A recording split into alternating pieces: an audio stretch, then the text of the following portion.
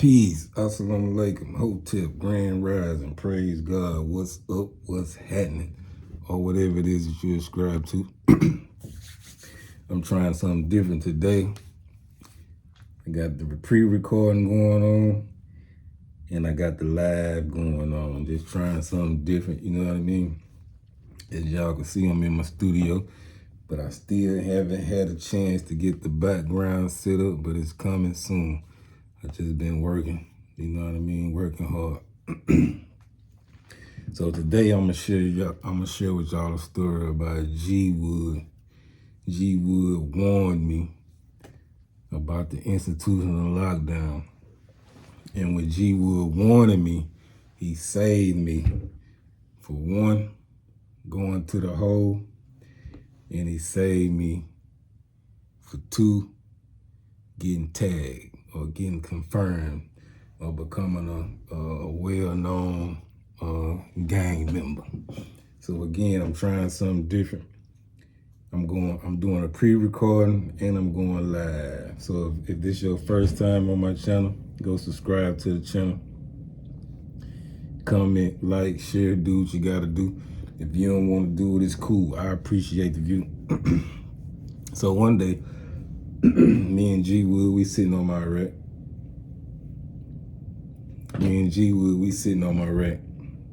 And we just, we talking and drinking coffee like we always doing, and politicking, you know what I mean? And so I asked G Wood, I'm like, say G Wood, say, what's up, young bro? Now, I said, say G Wood, the dude who wired your mouth, whatever happened to that dude? He go to laugh. They say, young brother, I thought that was over with. Now, for those who new to my channel and don't know about G Wood is an old school. He was gangster disciple, but G Wood was always put me up on game. Always let me know what's going on the zone, who is who. And me and G Wood, we were nosy G's. We was always being nosy, always in everybody's business. But he made sure I stayed on my toes and stayed on my square. So I asked G Wood, oh yeah, before I forget, so G Wood, he was in the county jail. And if you watch the Crip Cud from Charleston, South Carolina, you'll know who G Wood is. But if you didn't, G Wood got his mouth wired in the county jail. A dude beat up his sister. And G Wood said he ain't play about his family.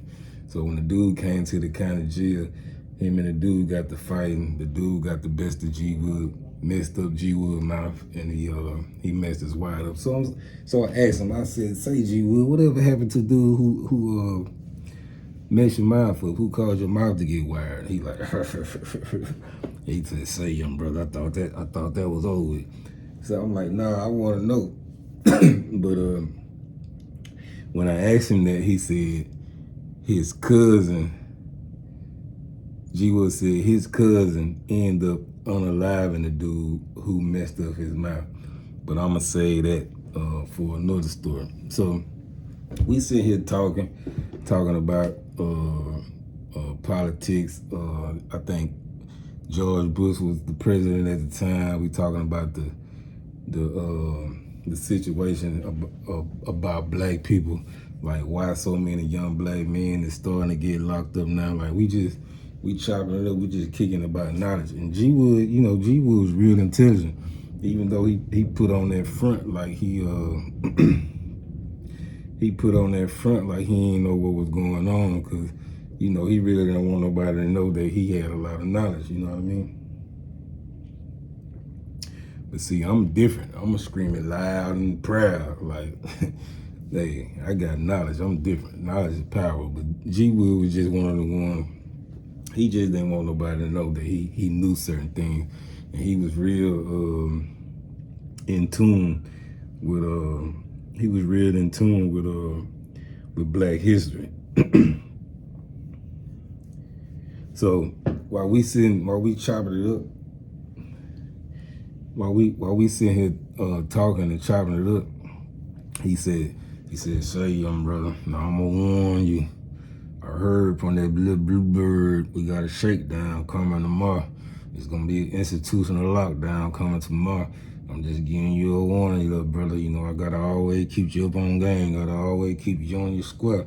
Make sure you're on your toes so you don't let these suckers trick you. You know what I mean? So I'm like, G Wood, how you know? How you know we gotta it's gonna be a major shakedown tomorrow. It's gonna be institutional lockdown. How you know that, G Wood? They say, young brother, don't worry about how I knew it. Just heed my warning. I'm telling you, they coming and shake down. I said, all right, G Wood. But me thinking about it, like after we had the conversation, you know, I went to lay on my rack before I went to sleep. I was thinking about it, like, how the hell G Wood know that these folks finna come shake down tomorrow? But then I realized, like, G Wood, he is from the Delta, like, and he from Greenwood, Mississippi, but we are in Parchment, Mississippi, and you got a lot of officers that work in Parchment that's from Greenwood, so he probably know a lot of these officers, you know what I mean? So I sat back and thought about it, and I said, okay, G Wood might be on something. But before we ended the conversation, he told me, say, nah, look here, little brother, I know you holding that lit. I know you holding that lit for the G's, but I'm warning you, get rid of that lit, because they come in and shake down and they catch you with that lit. You going to the hole and you going to be tagged. You going to be confirmed. You going to be a well-known gang member. And every time something going on in the zone, even if you ain't had nothing to do with it, even if you didn't have nothing to do with it, they going to think you had something to do with it because you are a well-known gang member. I'm telling you, brother, I'm giving you a warning. Get rid of that lit. So I'm like, all right, G Wood. So for those who don't know what the lit is, the lit is the philosophies and the concepts that the disciples abide by in the penitentiary and in the streets too. That's what they call it, the lit or the 12. You know what I mean? So now I gotta figure out how I'm gonna go tell the G that's over the zone, we're just gonna call him Big G. I gotta figure out what I'm gonna tell him so I can get rid of this lit, because I'm really heeding to what, I'm really picking up what G Wood putting down. So I don't wanna get caught with this lit, because I don't wanna go to the hole. I don't wanna be tagged or confirmed. I don't wanna be a well-known gang member. Like, I wanna slide up under the radar. So I'm sitting back after me and G Wood get finished talking and whatnot. I'm sitting back like, what can I tell Big G so that I can get rid of this lit? Me knowing that it's gonna be institutional lockdown tomorrow, because this is what G Wood said, this is what G Wood mean, and I'm gonna listen to G Wood. Even if it don't be an institutional lockdown tomorrow, I'm gonna take heed to G Wood. So I'm just sitting back here thinking. Now, in Mississippi, in prison in Mississippi, if you one of the G's or if you one of the disciples that's holding it lit, it's for many reasons. But the main reason is you're a flunky and they just using you to hold a lit,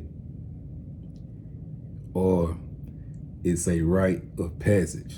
They trying to see if you get caught with this lit, is you gonna hold up? Like, it's many reasons, but them the main two.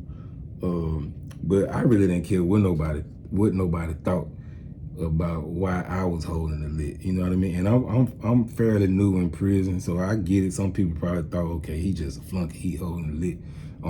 Only flunkies hold the lit. I really didn't care what people thought.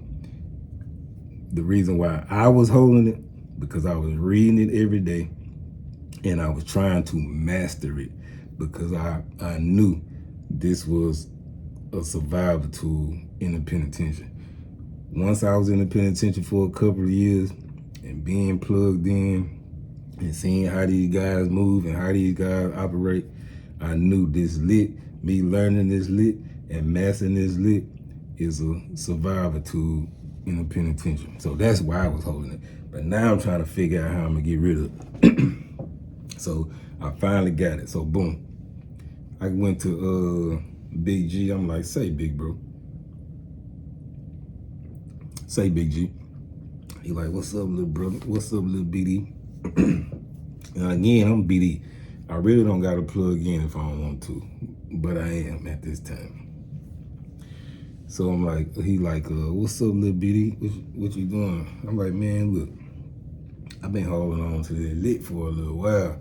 You know what I mean? I said, now it's a new brother that just came on his own, and I overheard another brother telling one of the young brothers who just came on his own that he need to get up on his lick. He need to learn this lick because he really didn't know enough.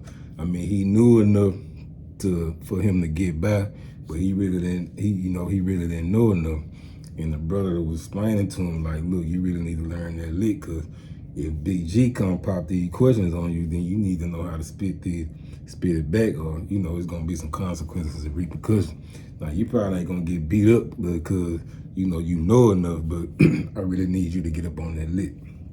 Now this brother could be just trying to put the brother up under his wing and figure out how he gonna manipulate him. Ain't no telling what it was that was on his mind, but he was telling him right though. Like you need to know what's going on just in case something happened and you need to protect yourself. You gotta be able to protect yourself. So he like, a Big G was like, oh, okay, so what you saying? I'm like, bro need to learn the lick. He need to be the one holding the lick, you know what I mean? So he can learn it, you know what I mean? So Big G like, all right, cool. You have been holding it down for a while. He like, okay, I'm gonna make that happen. So I was like, appreciate it, bro. Boom, we shake. So boom, the next day come around. We coming in from breakfast. We coming in from breakfast. And it's on a Saturday. So on Saturday, don't nothing move. Ain't no school call. Only people that's really moving is the kitchen workers and the orderlies. But we not knowing it's about to be an institutional lockdown, so ain't nobody moving. We just coming in from breakfast. We in Unit 30, and it's 4 buildings in Unit 30. So all 4 buildings that ate breakfast. The sun just now starting to come up. So everybody, falling on his own. It's Saturday. People about to go wash clothes. Some people going to get back in the rack to get some rest. They ain't got to worry about what you call it when you got to make your bed up, and what they ain't got to worry about an inspection. Like they don't do the inspections on the weekend. So people going to the rack so they can get comfortable, get back in the bed. Some people going to wash clothes. Some people falling in the shower because they ain't take a shower the night before. Why you ain't take a shower the night before? I don't know, because it be hot and it be stinking and it be musty. You need to get your funky tail self in that shower at night and stop trying to wait till the next morning. But that's what some guys did. So you got one guy, he in the bathroom and he was a Crip. He in the bathroom. And then you got another guy in the shower, and then you hear the guy in the shower all of a sudden say, dang, brother, the water stopped working. And then you got somebody at the sink that was washing his shirt off. He like, dang, bro, they done turned the water off. Now, it's the dude on the toilet. He trying to flush the toilet. The toilet ain't flushing. So the dude who was in the sink trying to wash his shirt out, he was like, dang, bro, you stink, bro. Dang, bro, you stink, cuz. Dang, cuz, you stink. So automatically he started calling him shitty cuz. Like, damn, shitty cuz, you stink. So shitty cuz, he on the toilet, he talking shit. So now everybody realizing that the water out, they know it's finna be a shakedown. So I look over at G Wood, he looked at me, like telling me, I told you, keep your eyes open and keep your ears open. I told you. So anytime the administration turn that water off, it's about to be a shakedown. And they probably done did this all over the penitentiary. So Shitty cuz you can hear so shitty cuz you can hear him in there talking shit. He gotta wipe up his booty and he can't even flush the toilet. He can't wash his hands and he got the zone stinking. So people laughing at him, dang, shitty cuz, shitty cuz, shitty cuz. Shitty cuz, did you wipe your booty, shitty cuz? It was funny, but it wasn't funny because you got a lot of guys running around trying to hide their country band. You know what I mean? Like, people is in a frenzy, but you got some people who really ain't, you know, they ain't into the hustle and bustle. They ain't got no country band, so they really ain't tripping. So from that day forward, they started calling him Shitty Cuz. So anyway, the ERT, they coming down the walk. Now you can hear him coming down the walk. Now this is my first, I've been in prison probably about a year and a half at this time. So you can hear them coming down the walk. I can't remember what they called. They ain't calling the CERT team. Like, I know in a lot of prisons, they call them CERT team, but I think they call them the ERT. I really can't remember. But they had the gray fatigues, right? So we get to looking out the window and they coming down the walk. There, who prison is this? Who prison is this? And they saying the warden name. This the warden prison. I can't remember his name, so I'm just saying this the warden. This the warden prison. You was at home. You was at home. You made a bad decision. Made a bad decision. And why you doing time? Why you doing time? That ass is mine. So this is my first time hearing it. This is my first time seeing it. So they come they come on his own. It was a lot of them. I'm talking about, I know it was a lot of them. But this is my first time seeing them marching and doing the cater thing. So they come to our building first. They come on his own, bro. I'm talking about they flipped it. They tore that zone up. Do you hear me?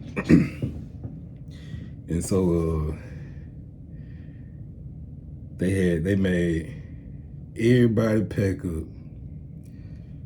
You know, you packed up, they took you out the building one by one.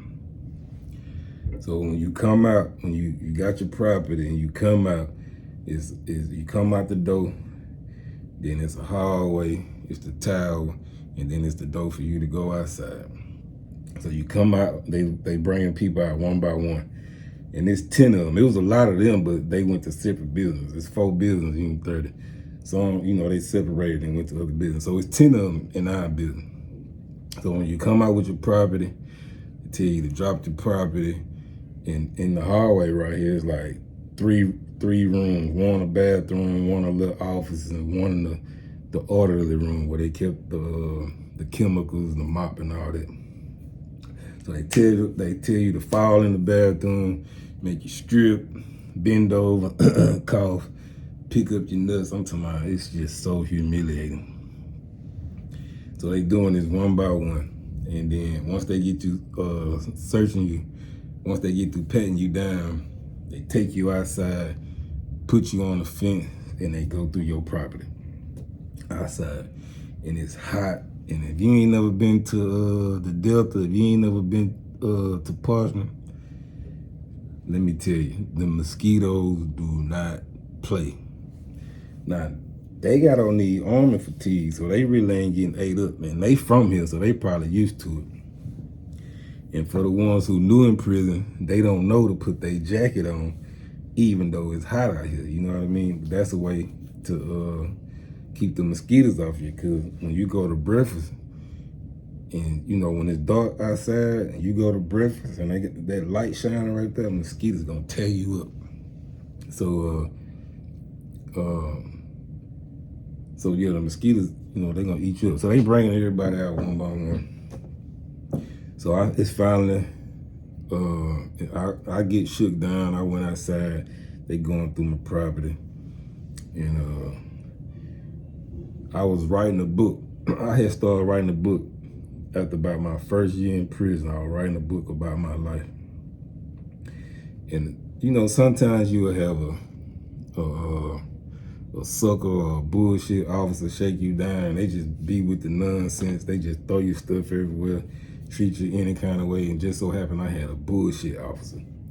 So he go through my stuff, my property. I had some masonry literature. He ain't mess with that, because 9 times out of 10, most of the guards that work in the prison, they masons. He ain't mess with that. I'm surprised he didn't take it, but he ain't mess with that. So he going through all my stuff. You know, I used to write poetry. I used to write raps. And then in the book I was writing, it was called A Child of Destiny. And I was writing about my life. And he looked at it. And he like, what this is? I'm like, man, you know, I'm writing a book about my life. And man, throw this shit away. He ripped my shit up and threw it on the ground, bro. I was so goddamn mad. But anyway, so everybody gets shook down outside. We fall back on the zone. Now everybody trying to straighten up. You know what I mean? Everybody mad. You know, they done found all kind of stuff. Knives, weed, money. Everybody mad, talking crazy. So G Wood came to me. He was like, I told you. Then I told you. Then I tell you, little bro. Then I said, yeah, you said it, bro. No, he said, nah, you know, I had already heard that you had went to Big G and got that lick put on somebody else, got that lick put on little brother. He said, that was a smart move, But you know the little brother went to the penitentiary. I mean, you know that little brother went to the hole, didn't you? I'm like, yeah, I heard he had went to the hole. He got caught with the lick. He was like, yeah. Now see, if you'd still had that lick, that would have been you. You know what I mean? So the reason why I told Big G to give that lick to the little brother, even though, you know, the main reason was I didn't want to get caught with the lick, because I didn't want to go to the hole. I didn't want to get tagged. I didn't want to get confirmed. I didn't want to become a known gang member. But another reason was why, because when the little brother came on the zone, he had been on the zone probably about a month. The little brother really didn't like me. For one, because I was a BD. And two, I didn't act like the rest of those youngsters running around. You know what I mean? The rest of the G's or the disciples that was running around. Now see, that's another thing in prison. And it ain't just in prison, it's in our community. When you got a guy who is being himself, not getting himself involved in all the ignorance and the negativity that's going around him, those, the ones that are involved in the negativity that's going on around them, you know, they they look at you like you a square, like you a lame. They're gonna try to come mess with you, like, but they really don't understand you. You know what I mean? At the end of the day. But anyway, I knew little brother didn't like me because I was a BD. It felt like I was, you know, because I could, like, they could have an OD and they could ask me, am I attending an OD? I'm like, nah, I'm a chill. They ain't gonna have no problem with it. But me being young and then him young and he looking at this like, dang, what kind of privilege does he got? You know what I mean? Like, anyway, I knew he didn't like me. So me being the manipulative young brother I was, that was my, instead of fighting him physically, that was my fight. See, it's all, what the old folks say, it's a million ways to skin a cat. If you in the penitentiary and you watching it, you ain't gotta fight nobody physically. Fight him mentally. Now he in the hole. Now he ain't gotta deal with him. You know what I mean? So yeah, man, G Wood warned me, man. But so I told y'all, all right, they didn't turn the water back on and whatnot now. So everybody trying to get right, but everybody still calling shitty cuz. Everybody messing with him. He get mad. He like, man, it wasn't my fault. It wasn't my fault. I was on the toilet and they turned the water out. And then, you know, everybody still saying, you still shitty cuz, you still shit cuz, even his own crib. So I see G Wood over there laughing. He's like, oh shitty cuz, oh shitty cuz. So Shitty could look at G Wood like, man, fuck you G Wood, you know what I mean? But he ain't meant it in no disrespectful way. He meant it in a, he was just, talking noise too, you know what I mean? So from that day forward, everybody started calling him Shitty Cuz.